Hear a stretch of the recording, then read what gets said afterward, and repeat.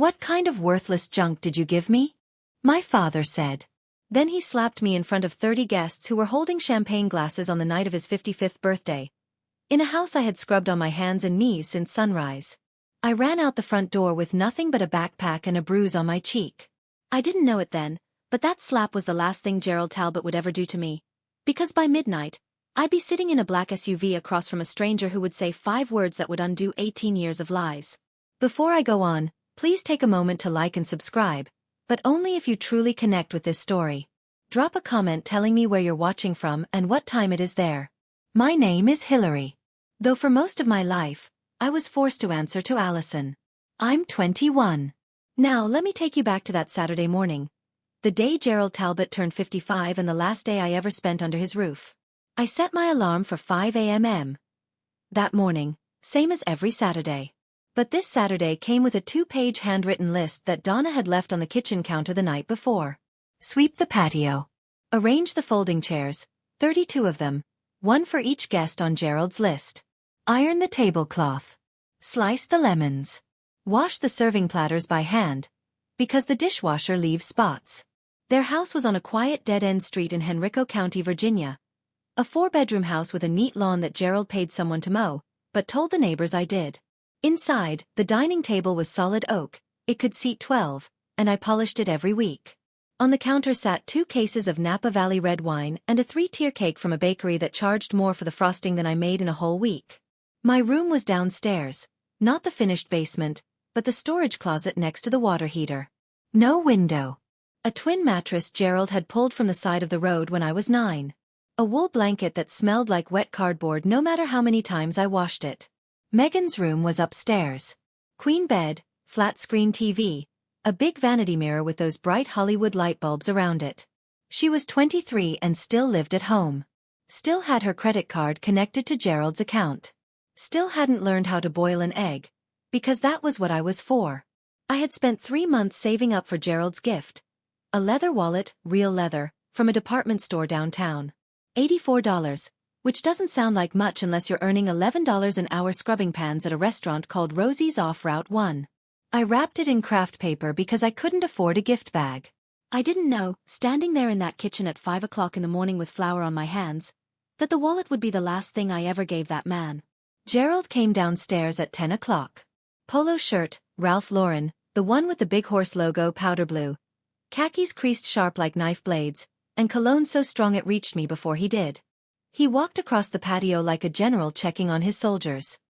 He moved one balloon cluster 6 inches to the left, stared at the lemon slices I had arranged on the water pitcher, and said without looking at me, "They're uneven. Do them again." Donna appeared at noon, hair done up, pearl earrings, a linen dress she had ordered online, and made me steam. She checked the kitchen, ran a finger across the counter, and whispered something to Gerald that I wasn't supposed to hear, but I did. "She only got you something cheap. Just brace yourself." Megan showed up last, because of course she did. New dress, new highlights in her hair, new heels clicking across the floor I had waxed at 6 a.m. She handed Gerald an Apple Watch, the Series 9, stainless steel, the one that cost $700. She charged it to the extra credit card Gerald gave her for emergencies. Gerald opened it, grinned big, and kissed her on the forehead. "This is my girl," he told the first guests walking through the door. His arm was around Megan. "She always knows what her old man likes."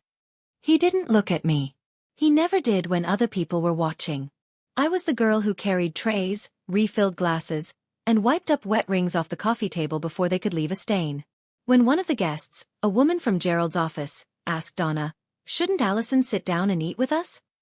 Donna smiled the way she always smiled, warm on the outside, cold on the inside, and said, "Oh, she likes to help. It's her way of showing gratitude. You know how it is with adopted ones." I kept carrying trays. It happened during the gift opening. Gerald sat at the head of the table like it was a throne. 30 guests sat around him. Neighbors, church friends, and a few co-workers from the insurance company he managed. Champagne glasses caught the light from the patio string lights. Megan was perched on the arm of his chair, filming on her iPhone. Donna stood behind him with one hand on his shoulder, looking like a woman who had everything figured out. I came forward with the craft paper package. I had written on the front in my neatest handwriting, "Happy birthday, Allison." Gerald took it, felt the weight of it in his hand. I remember thinking he might actually smile. He smiled sometimes when no one could accuse him of being soft. But then he tore the paper, pulled out the wallet, flipped it open, flipped it shut, and held it up like it was proof of a crime. "What kind of worthless junk did you give me?" His voice cut through all the talking. Conversations stopped. Forks paused in midair. Someone set down a glass extra carefully. I started to explain. "I saved up for 3 months. 3 months and this is all you got?" He stood. The chair scraped the stone floor. Even the dog gets better treats. And then he hit me. Open palm, right across the left side of my face. The sound was sharp and flat, the kind that doesn't echo because it doesn't need to. My head snapped sideways. A champagne glass fell off the table and shattered on the patio floor. And for a second, that was the only sound in the world. No one moved. Donna looked down at her plate. A man from Gerald's office stared at his napkin. Megan bit her lip and kept filming. One person stood up. Ruth Kessler, the next-door neighbor. 70 years old and 5 feet tall. "Gerald, that was uncalled for. Stay out of my family business." Ruth sat back down, but she didn't look away from me, and I have never forgotten that. I stood there with a taste of blood on my tongue and a wallet on the ground between us, and I thought, that slap will be the best evidence the lawyers need. I didn't understand that thought yet. I wouldn't understand it for hours. But something inside me had already started counting. I didn't go back to the party. I went to the storage closet, pulled the JanSport backpack off the nail on the wall. Faded navy, worn out at the zipper, the only thing that had stayed with me since high school, and packed what I could. 2 shirts. 1 pair of jeans without holes. A toothbrush. A phone charger. The envelope I had found at the bottom of a box Gerald threw out last spring. The one with a state logo I didn't understand yet. And from inside a shoebox under my mattress, $340 in cash. Mostly 1s and 5s, tip money from Rosie's that I had hidden because Gerald checked my bank account. $340, a backpack, and a bruise already turning purple on my cheekbone. That was everything I owned in this world. I walked through the living room on my way out. The party had started up again. Gerald was laughing at something someone said. Champagne in hand, the wallet nowhere in sight. Megan was showing guests something on her phone. Probably the video. Donna stood at the window and watched me cross the front yard. She reached for the curtain and pulled it shut. Nobody called my name. Outside, the October air hit my face and the sting on my cheek flared up like a second slap. Henrico County at 9 p.m. is dark.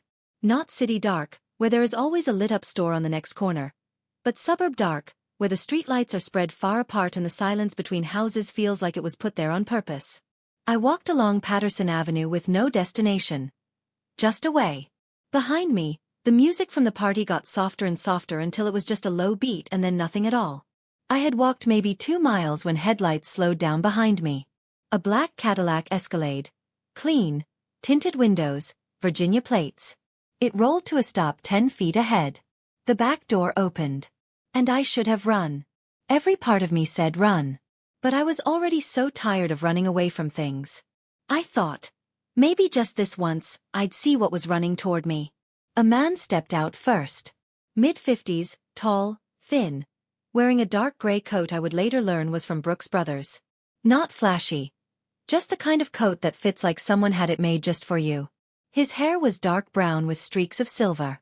His eyes, hazel green, set wide apart, catching the streetlight, were the exact same eyes I saw in my bathroom mirror every morning. Behind him was a woman. Shorter red hair, sharp features, carrying a leather folder like she had just left a courtroom. She kept her distance. Professional. Watchful. The man's hands were shaking. I could see that even in the dark. "I'm sorry to frighten you," he said. His voice cracked on the second word. "My name is Richard Whitford, and I believe I am your biological father." I took a step back. My shoulders hit a mailbox post. That's not possible. My biological parents didn't want me. That's what I was told. You were told wrong. He reached into the inside pocket of his coat and pulled out a photograph. Small, creased at the corners, clearly handled 1,000 times. A woman holding a toddler. The woman had reddish-brown hair and cheekbones like mine and a smile that leaned slightly to the left. The toddler had hazel green eyes. Her name was Catherine, he said. She was your mother.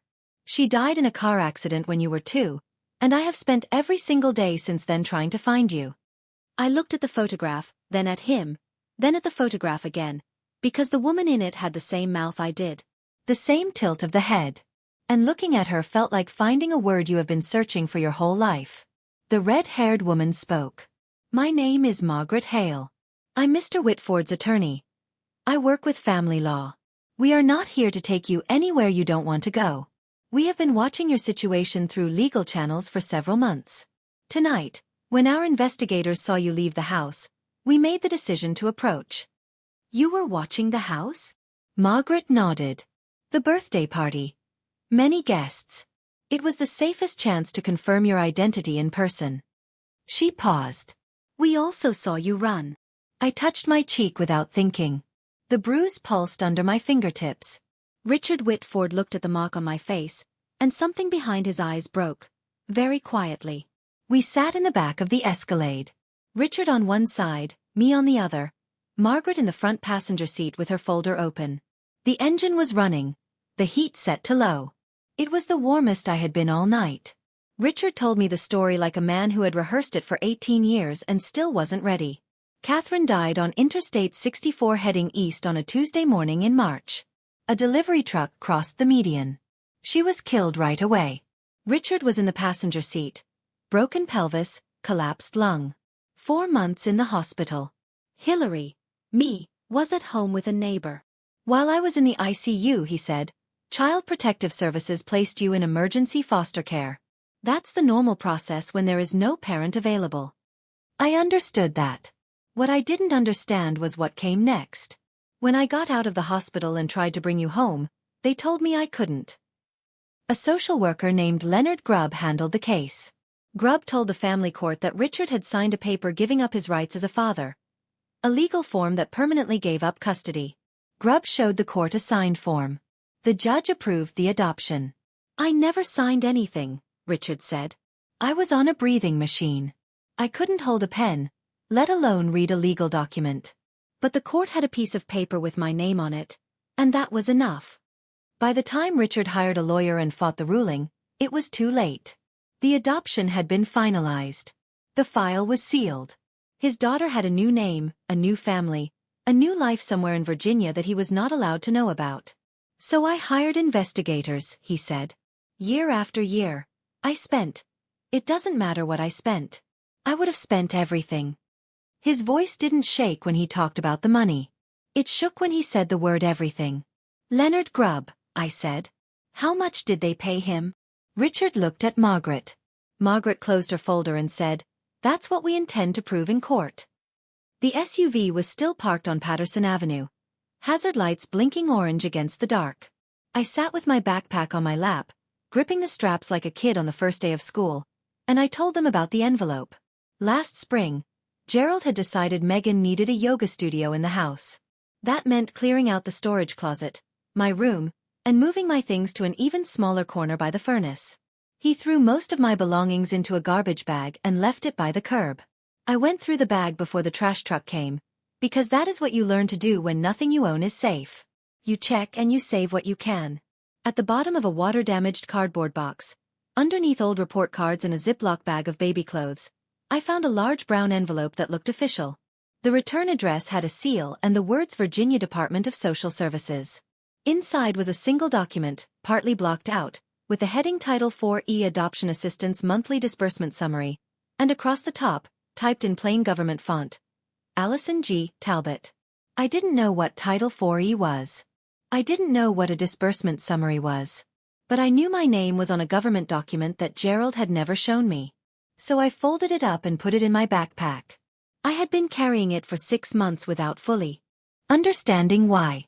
I pulled it out now and handed it to Margaret. She unfolded it under the car's dome light, and I watched her expression change. Not in a dramatic way, but the way a card player's face changes when the final card flips. This is the adoption payment record, she said. The state of Virginia has been paying Gerald and Donna Talbot about $810 a month for your care and upkeep for 18 years. She looked at me. That's roughly $175,000. How much of it did you ever see? I thought of the mattress from the curb. The blanket that smelled like cardboard. The closet with no window. None, I said. Richard turned his face toward the window, and in the reflection on the glass, I could see him pressing his jaw shut so hard the muscle in his cheek jumped. All those years, I said half to myself. He called me a burden. But I wasn't a burden. I was a paycheck. Margaret drove us to a Hilton off Broad Street. Not the Talbot house, not a shelter. Just somewhere clean and quiet and safe. Richard checked us in under his name. Separate rooms, with a connecting door. And the first thing I did was stand in the middle of mine and not know what to do. The bed had white sheets that smelled like laundry detergent instead of mildew. There was a window.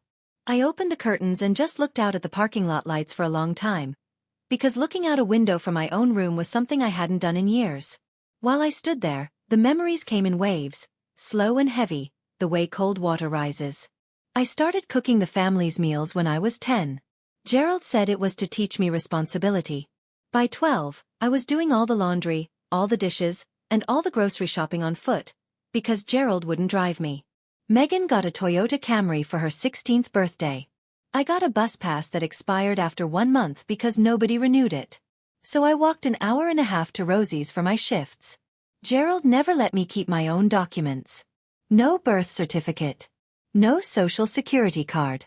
No state ID. When I asked about getting a driver's license at 17, he said, "What for? You don't have anywhere to go." At the time I thought he was right. Now I understood that he had designed it that way. I kept thinking, why did Gerald keep me all those years if he hated me? Why not just send me back into the system? If I was so worthless, why hold on? Now I had the answer. $810 a month. That's why. Have you ever met someone who hated you but refused to let you go? Someone who made you feel like garbage but held on to you like you were gold? If you have, tell me in the comments because I think you already know what that math looks like. Donna's voice echoed in my head the way it always did. Sweet and sharp, like lemon juice on a cut. Gratitude. Allison.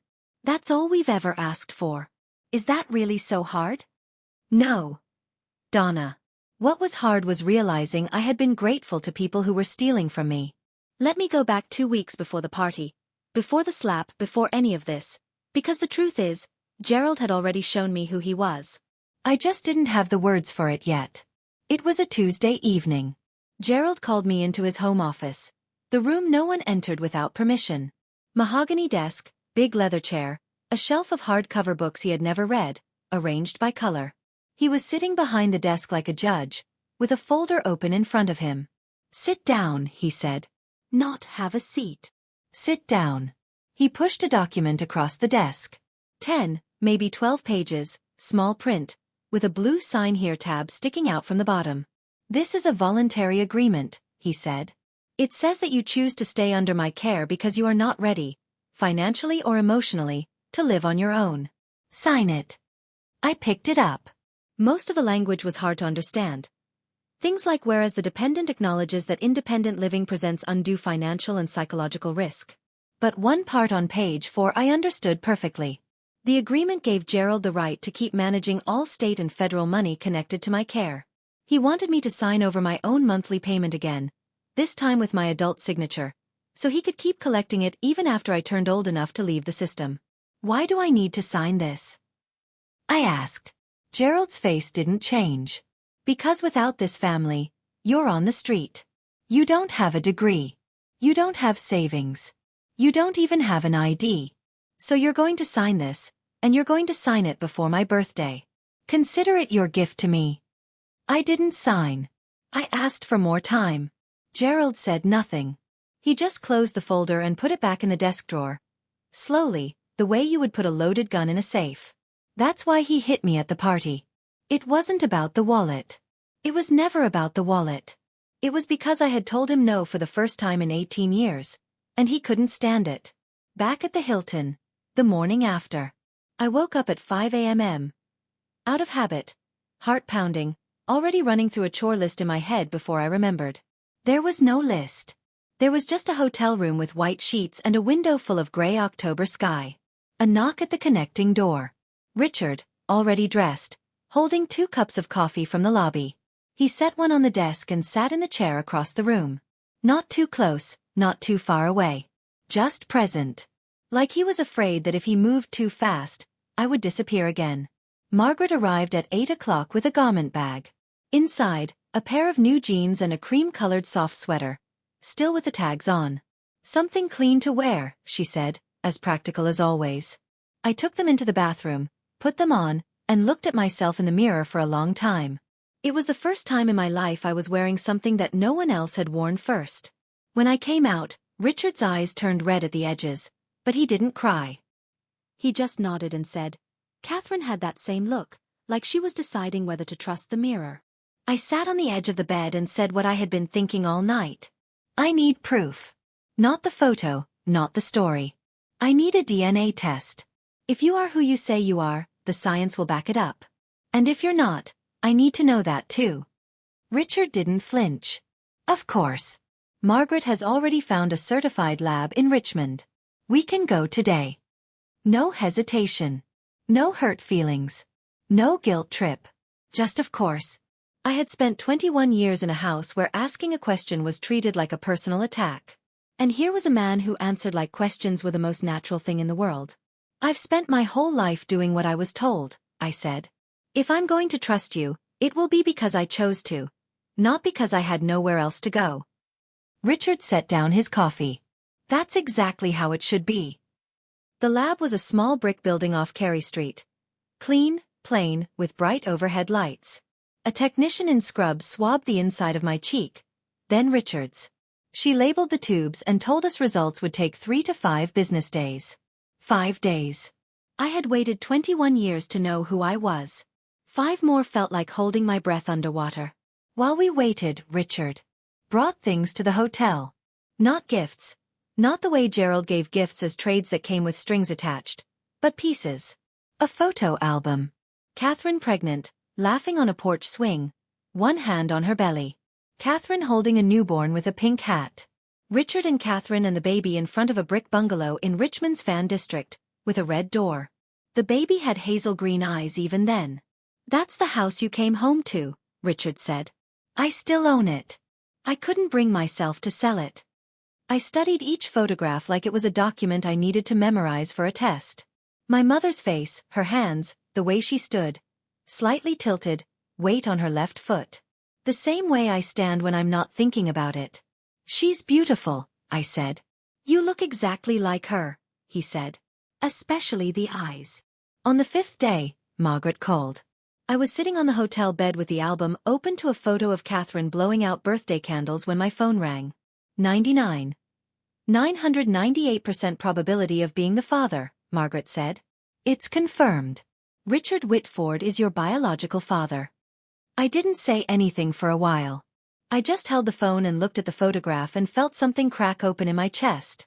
Not break, not shatter, but open. The way a door opens when someone finally turns the handle from the other side. 998%. A number. But for me, it was the first proof in 21 years that I wasn't an accident nobody wanted. Margaret's voice came back on the line. Steady and clear.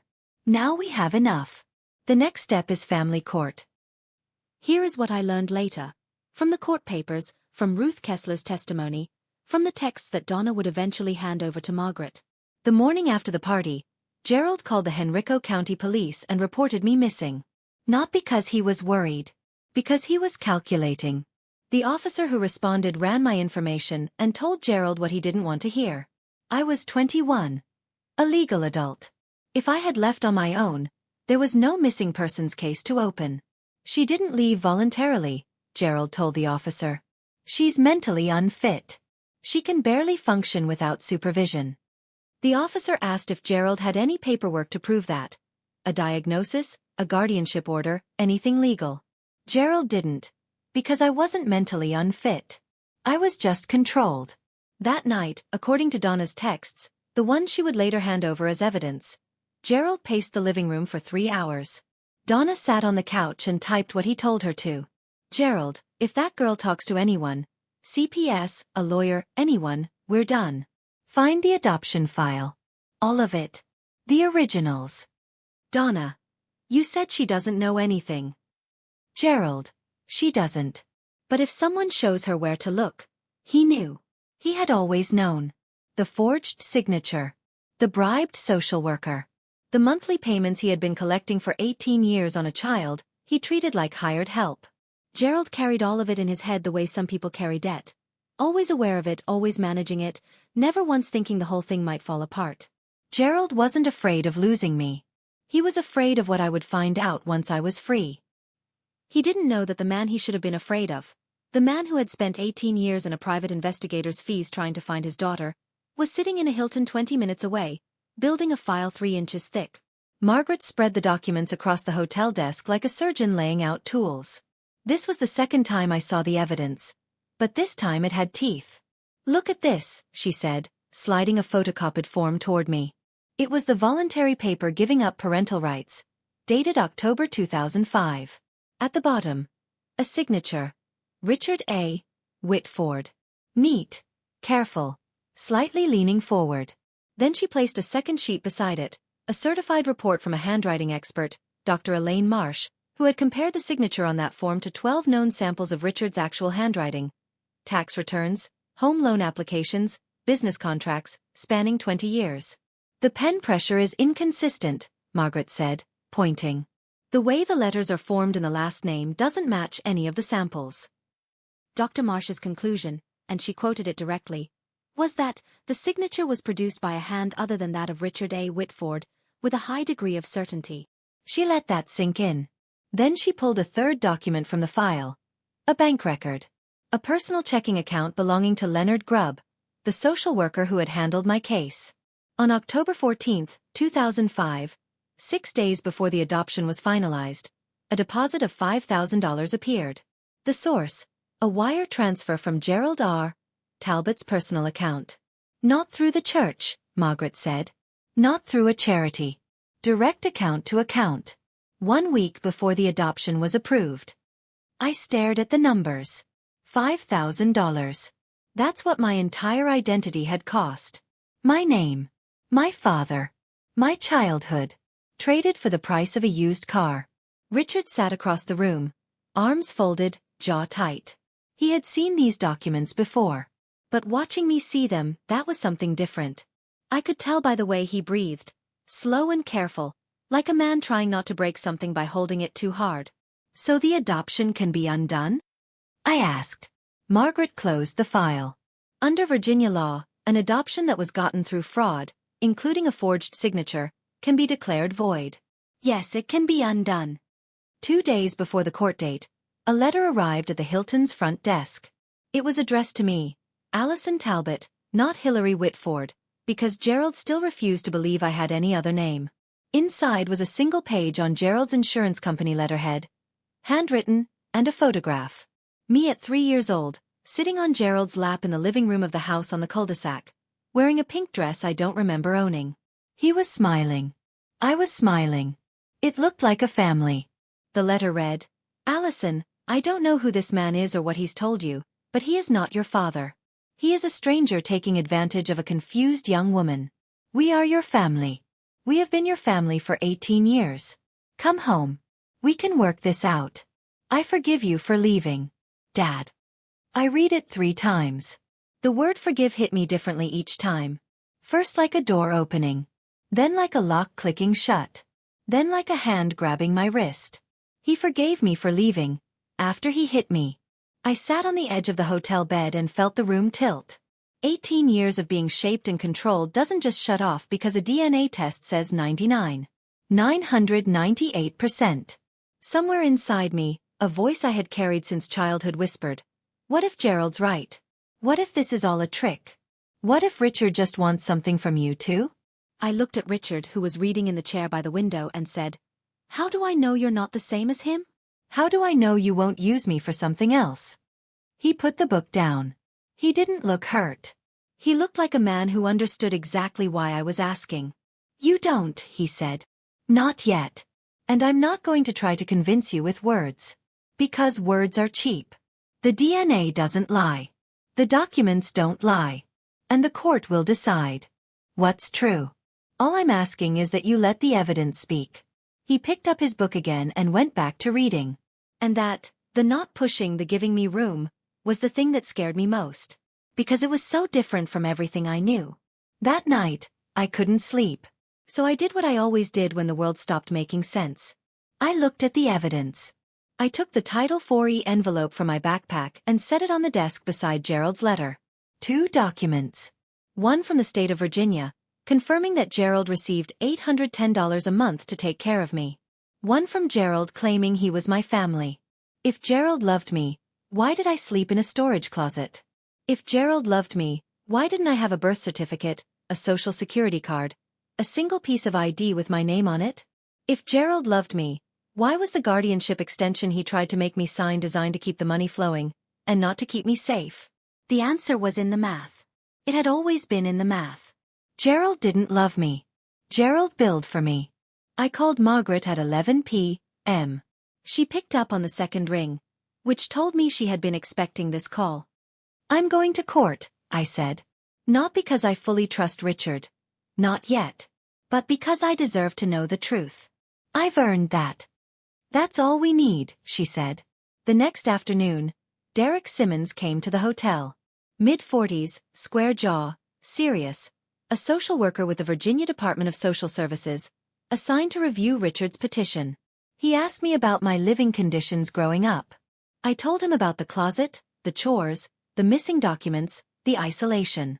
He wrote everything down in a small notebook. And when I finished, he didn't say, I'm sorry, or that must have been hard. He said, what you're describing, if it is backed up by the records, is child neglect. And the money part is taking advantage of adoption assistance funds. Then he looked at me and added, more quietly, this isn't just about your adoption being fraudulent, Miss Whitford. This is about a system that was supposed to protect you and didn't. I'm not choosing Richard over Gerald, I told myself as Derek left. I'm choosing the truth over the lie I've been living. I didn't see this part directly. It came out later, piece by piece, through Donna's testimony and the text she turned over. But I'll tell it the way it happened, because you need to understand who Gerald thought he was walking into that courtroom to face. The night before the hearing, Gerald sat at the dining room table. The same oak table I had polished every week for 18 years, and went over his testimony with his lawyer. Not Margaret's level of lawyer. A general practice attorney from a strip mall office who charged by the half hour and had never handled an adoption fraud case in his life. I have all the paperwork, Gerald said. Signed, stamped, approved by the court. I've been a member of First Baptist for 22 years. I coach Little League. Everyone in this community knows who I am. Donna, sitting across from him, dared to ask a question. What about the subsidy envelope? What if they ask about the money? Gerald didn't look up. Nobody checks that. We're fine. Megan wandered through on her way to the kitchen and asked, her voice bored and unbothered, the voice of someone whose biggest problem was slow Wi-Fi. If Allison doesn't come back, can I turn her room into a walk-in closet? Gerald didn't answer her either. He was already rehearsing his opening statement in his head, the one where he would stand before a judge and explain what a generous, God-fearing man he was for taking in a child nobody else wanted. He didn't know the judge would be looking at a 3-inch file of forged signatures, bribery records, and a handwriting expert's report. He didn't know that the girl he had raised to be silent had finally found her voice. He didn't know that the man sitting across the aisle would be the father whose name someone had forged 18 years ago. Gerald walked into that courtroom like a man who had never lost. He was about to learn what losing looked like. The morning of the hearing, Margaret turned the hotel conference room into a command center. She had reserved a table for 6 and covered it with 5 stacks of documents, each one tabbed with different colored markers. I sat at one end with a cup of coffee going cold in my hands, and she walked me through the case the way a general walks through a battle plan. Come. Clear. Nothing left to chance. Stack 1, she said, tapping the first pile. DNA results. Certified lab. Full chain of record. The number 99. 998%. It cannot be argued. Stack 2. The handwriting analysis from Dr. Elaine Marsh. The signature on the paper giving up parental rights was not Richard's. Her report was 46 pages long, but the conclusion was one sentence. Stack 3. Financial records from the Virginia Department of Social Services. Gerald and Donna Talbot received $810 a month in Title IV adoption assistance for approximately 216 months. Total: $174,960. Derek Simmons's review confirmed the money was never used for my welfare. Stack 4. Derek's full report. Child neglect findings. No medical records after age 14. No personal ID documents in my possession. Living conditions that did not match the purpose of adoption assistance funds. Stack 5. She paused. A sworn statement from Ruth Kessler, the next-door neighbor. She had agreed to testify that she had personally witnessed ongoing patterns of unequal treatment, and that she saw Gerald hit me at the birthday party. Ruth. 70 years old. 5 feet tall. The only person in that backyard who had stood up. I hadn't spoken to her since that night, but she had spoken to Margaret. And she hadn't hesitated. Do I have to say anything in court? I asked. Margaret looked at me. Only if you want to. The documents speak for themselves. Richard, sitting at the far end of the table, hadn't said a word through the entire review. Now he spoke just once. Whatever happens in there, you already won. You're free. I looked at the 5 stacks on the table. A lifetime of lies taken apart and sorted into tabbed folders. And I thought, no, I haven't won yet. But I'm about to. Richard took me to the mall that afternoon, not because the clothes mattered, but because he said, you should walk into that room looking exactly like who you are, someone who deserves to be heard. I tried on a navy blazer, a white silk blouse, and dark gray pants. I stood in front of the fitting room mirror and stared at the person looking back at me. She had straight shoulders and clear eyes and looked like someone who might sit at a conference table. Not carry trays to one. Your mother used to do that, Richard said when I came out. He was leaning against the wall outside the fitting rooms, hands in his coat pockets. Stand in front of the mirror for a long time. Then she'd smile at herself. Just a little. Like she had settled something. I hadn't smiled yet. But I understood what he meant. Something was settling. On the drive back, Richard pointed to a brick bungalow on a tree-lined street in the Fan District. Red front door. White shutters. A porch swing hanging still in the October air. That's the house, he said. The one in the photos. I looked at it through the window. The house I had been born into, the house I had been taken from. I didn't feel the hurt I expected. I felt something quieter. A kind of recognition that sits in your body instead of your mind. That night, the night before the hearing, I sat on the hotel bed and wrote in a notebook I had bought at the CVS across the street. Not a speech. Not a plan. Just one line for myself.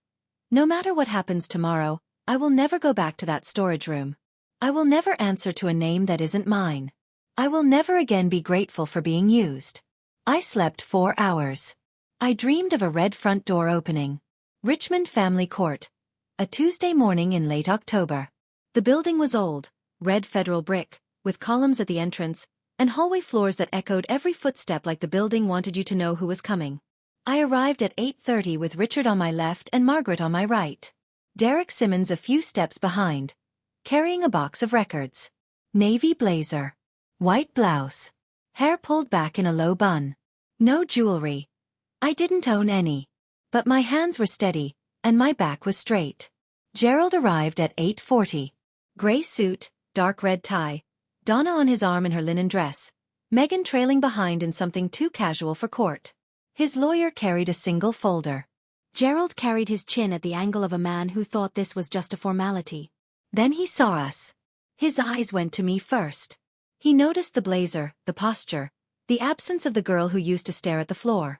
Then his eyes moved to Richard. Then to Margaret. Then to the box of records Derek was setting on the table. Gerald's face didn't fall apart. It readjusted. I had seen that look before. The quick mental math of a man who controls every detail suddenly realizing there is one he missed. Donna's hand tightened on his arm. Megan took out her phone, then thought better of it and put it away. Gerald and I made eye contact across the hallway. For the first time in my life, I didn't look down. The clerk opened the courtroom doors and called the case. In the matter of the adoption of the minor formerly known as Hillary Whitford, now known as Allison Grace Talbot. We walked in, both sides, through the same door. Different worlds. Margaret stood the way I imagined a surgeon's scalpel would stand if it could. Upright, precise, reflecting light. She addressed the judge, the Honorable Patricia Dwyer, without notes. Your Honor, we are here today to present evidence that the adoption of Hilary Whitford, known for the past 18 years as Allison Grace Talbot, was obtained through fraud. Specifically, the forging of a biological parent's consent to give up his parental rights, made possible by a cash payment to the social worker assigned to the case. She presented the DNA results first. The lab technician's sworn statement, the full record of the process, the number, 998%. Judge Dwyer examined the report, adjusted her reading glasses, and set it aside with a small nod. Then Margaret introduced the handwriting analysis. Dr. Elaine Marsh's 46-page report, shortened to its final paragraph. It is my professional opinion, to a reasonable degree of scientific certainty, that the signature on the voluntary paper giving up parental rights, dated October 2005, was not produced by Richard A. Whitford. Gerald's lawyer stood. Your Honor, my client has a legally executed adoption decree approved by this court system nearly 2 decades ago.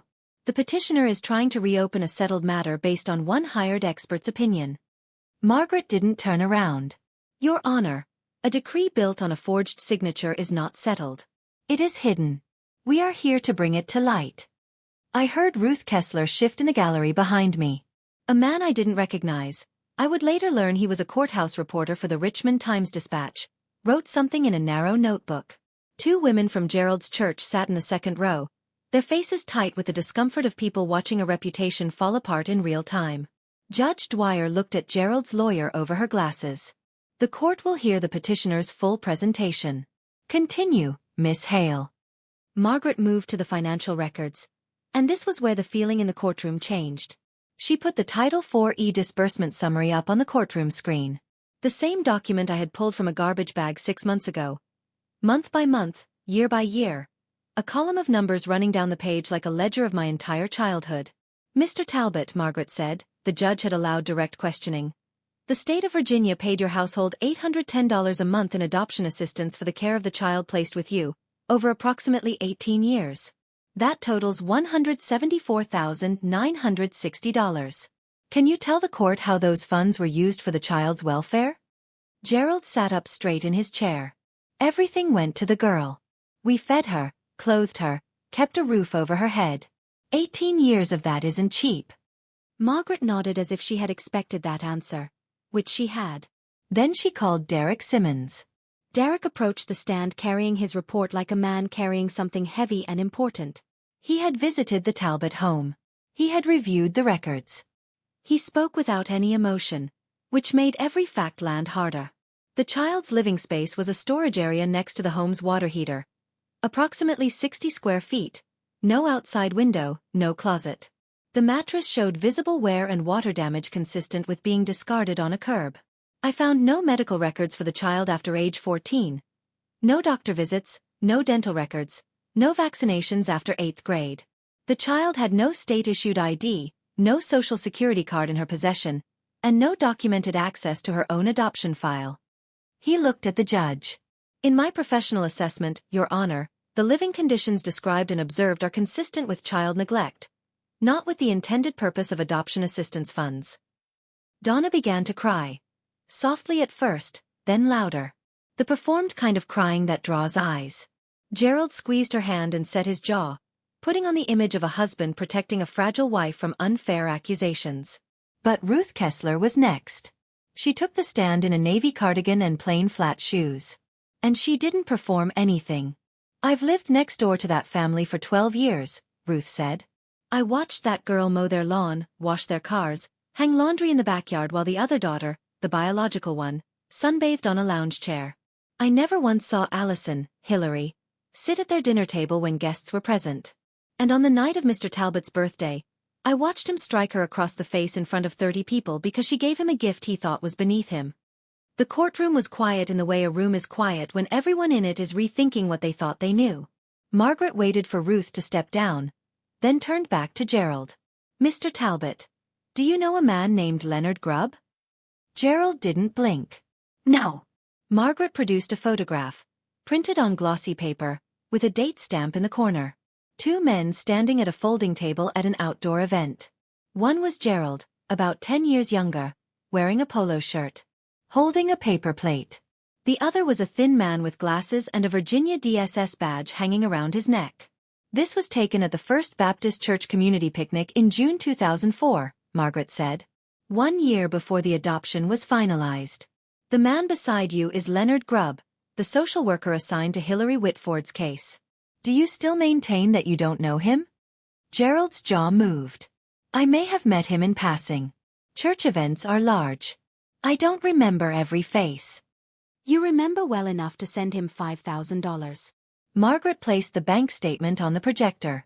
Gerald's personal checking account. October 14, 2005. Wire transfer. Recipient.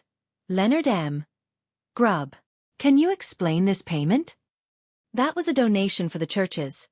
It was a community contribution routed from your personal account directly to Mr. Grubb's personal account, not the church's account. Gerald turned to his lawyer, who was studying the surface of the table with the focus of a man hoping to find a way out of the room. No objection came. I gave that girl everything. Gerald's voice cracked upward, sharp as a slap. He was standing now, one hand flat on the table. 18 years, a home, food. And this is the thanks I get? Some con man shows up and suddenly I'm the villain? Mr. Talbot. Judge Dwyer's voice was low and final. Sit down. Nah. He sat, but the room had already heard it. The mask cracking. The sense of entitlement spilling through. In the gallery, the churchwomen stared at their laps. The courthouse reporter's pen moved faster. Margaret turned to the judge with the calm of someone who had just watched her opponent do her job for her. Your Honor, we would like the court to note Mr. Talbot's description of his role as a parent as something he gave, and now expects to be repaid for. That is not parenting. That is a transaction. Margaret looked at me. I had told her the night before. I want to speak. Not because the case needed it. The documents were enough. But because I had been silent for 21 years, and some things need to be said by the person who lived them. Your Honor, the petitioner's daughter would like to address the court, if permitted. Judge Dwyer nodded. You may proceed. I stood. Navy blazer. White blouse. Hands at my sides. I looked at the judge, not at Gerald, because this wasn't for him. Your Honor, I'm not here for revenge. The word sat in the air for a moment, and I let it. I'm here because for 21 years I didn't know who I was. I didn't know my own name. I didn't know my mother's face. I didn't know that someone was looking for me, or that the papers that put me in that house were built on a forged signature. I paused. I breathed. Mr. Talbot said he gave me everything. Here is what everything looked like. A storage closet with no window. A mattress from someone's curb. No doctor visits after age 14. No ID. No birth certificate. I didn't know my own social security number until 2 weeks ago. I worked in that house from the time I was 8 years old. Cooking, cleaning, doing laundry. And I was told every day that I should be grateful for it. That without them I was nothing. My voice didn't break. I had decided it wouldn't. He slapped me at his birthday party because I gave him a wallet I had saved 3 months to buy. But the truth is, he slapped me because I wouldn't sign a paper giving him continued control over my life. That's what I was to him. Not a daughter. A line item. I looked at the judge. I'm not asking this court to punish Gerald Talbot. I'm asking this court to tell the truth. Because I deserve at least that. Every child in the system deserves that. I sat down. The room was silent. Ruth Kessler was crying quietly. The real kind. The courthouse reporter had stopped writing and was just looking at me. Richard sat perfectly still with his hands folded on the table, but I could see his knuckles were white. When I stood in that courtroom, I remember thinking, why did it take me 21 years to say something this simple? Have you ever held something inside for so long that when you finally say it out loud, you're amazed it was only a few sentences, that all that weight could fit into so few words?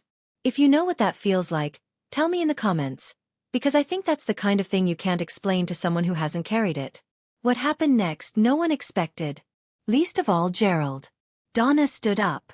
Not from the witness stand. She hadn't been called. She stood from the defendant's bench, smoothed the front of her linen dress the way she smoothed everything, and said in a voice that shook like a wire about to snap, "Your Honor, I have something I need to say." Gerald grabbed her wrist. "Donna, sit down." She pulled free. It was the first time I had ever seen her pull free of anything. "I wrote the check," Donna said. Her mascara was already running. But this wasn't the performed crying from earlier. This was different. Raw. Ugly. The kind that doesn't care about an audience. $5,000 to Leonard Grubb. Gerald told me it was to speed up the adoption process. I wrote the check from our joint account. And I knew what it meant. Gerald's lawyer put his head in his hands. Gerald went red from the collar up. A deep blotchy crimson I had never seen on him before. "She's lying," Gerald said. "She's confused. She's trying to protect herself." "I am trying to protect myself," Donna's voice broke high and desperate. "Because I have been protecting you for 18 years and I can't do it anymore. I watched you hit that girl. I watched you work her like a mule. And I didn't say anything because I was afraid of you, Gerald. I was afraid of exactly this." Judge Dwyer let her finish. The courtroom was so quiet I could hear the lights humming above us. Megan sat frozen in the gallery, phone in her lap, mouth open. "Mr. Talbot," the judge said, and her voice carried the weight of someone who had seen a great deal and was still capable of being shocked. "One more outburst and I will hold you in contempt." Gerald sat still as stone. And for the first time in my life, I saw him look afraid. Judge Dwyer took 12 minutes to review the final documents. 12 minutes. I know because I watched the clock on the courtroom wall. The old kind with an analog face and a second hand that ticks instead of sweeps, and I counted every rotation. When she looked up, she didn't address Gerald first. She addressed me. "Ms. Whitford," and I will use that name now, because the evidence before this court compels it. The court had reviewed the petition, the handwriting analysis, the financial records, the testimony of the social worker and the neighbor, the DNA results, and the statement made freely by Mrs. Talbot. She removed her glasses. "The evidence is clear. The voluntary paper giving up parental rights, filed in October 2005, bears a signature that has been determined by certified handwriting analysis to be fraudulent. The biological father, Richard Whitford, never agreed to give up his rights as a parent. The adoption that followed was therefore built on a foundation of forgery, and based on the financial evidence presented, it was made possible by a direct cash payment to the assigned social worker." She turned to Gerald. He was sitting rigidly upright, tie still straight, hands flat on the table, a man holding the posture of authority while the authority drained out of him. "It is the ruling of this court that the adoption of Hilary Whitford, known as Allison Grace Talbot, is declared void and cancelled in its entirety." Gerald didn't move. Furthermore, the court orders Gerald and Donna Talbot to pay back all Title IV adoption assistance funds received, totaling $174,960, to the Commonwealth of Virginia. Donna let out a sound that wasn't quite a word. "Finally, this court is referring this matter to the Henrico County District Attorney's Office for investigation of possible criminal charges, including, but not limited to, forgery under Virginia Code Section 18(2) to 172, fraud related to public assistance, and child neglect under Section 18(2) to 371. 1. The judge set down her papers. The child's legal name is restored to Hilary Whitford, effective immediately. Court is adjourned. The gavel came down, and that single wooden knock was the loudest thing I had ever heard in my life. Louder than the slap. Louder than 18 years of silence. It sounded like a lock opening. In the gallery, Ruth Kessler pressed both hands to her mouth. The church women were already standing, gathering their purses, not making eye contact with each other. The courthouse reporter closed his notebook and looked at me with an expression I couldn't quite name. Something between respect and sadness. Gerald sat without moving. His lawyer was already packing up. And for the first time, I realized that the man Gerald had hired to defend him couldn't get out of that room fast enough. The hallway outside the courtroom smelled like floor wax and old radiator heat. I was walking toward the exit with Richard on one side and Margaret on the other when I heard the heels. Fast, uneven. The sound of someone not used to moving quickly in shoes that weren't made for it. Wait. Megan. Her makeup was ruined. Mascara streaked down both cheeks. Foundation blotchy where she had wiped at it. She looked smaller than I had ever seen her, which was strange, because she had always taken up so much space. I didn't know, she said. She was breathing hard, like she had been running, or trying not to cry. About the money. The subsidy. I thought Mom and Dad were paying for my school out of Dad's salary. I didn't know it was. She stopped. She couldn't finish the sentence. And I understood why. The sentence ended with your money, and saying it out loud would make it real in a way she wasn't ready for. I looked at her. The girl who had gotten the Apple Watch, the Toyota Camry, the queen bed, the highlighted hair, the credit card that never declined. The girl who had laughed when Gerald hit me and filmed it on her phone. The girl who had asked if she could turn my closet into storage for her shoes. Part of me wanted to scream.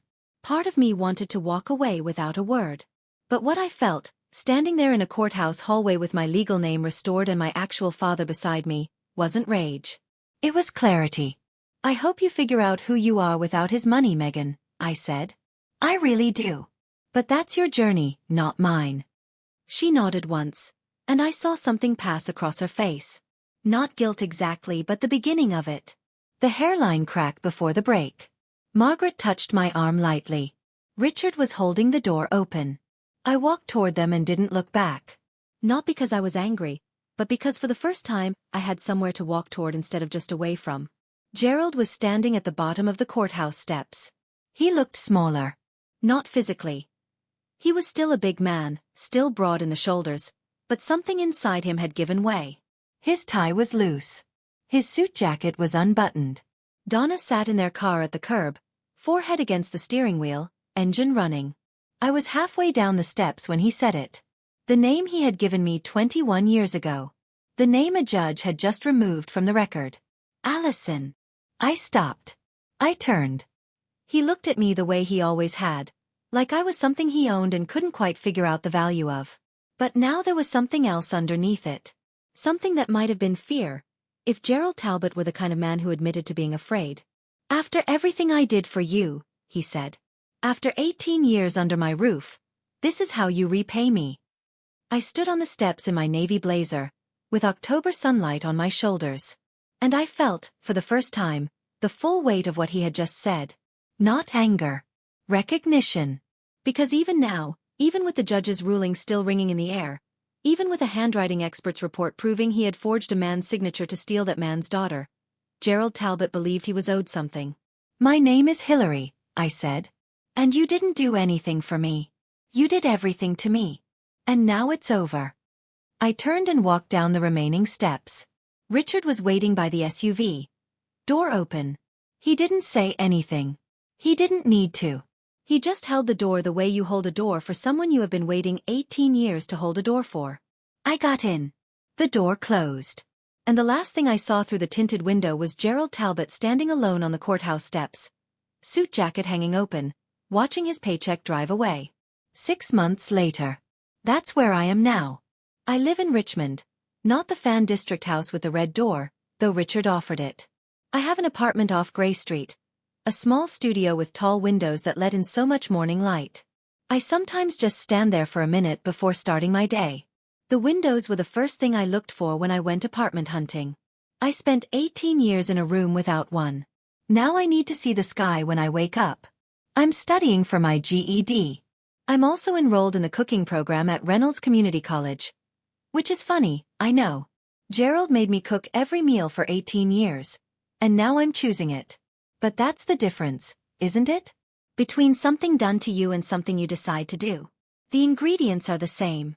The meaning is completely different. Richard and I have dinner every Sunday at the bungalow.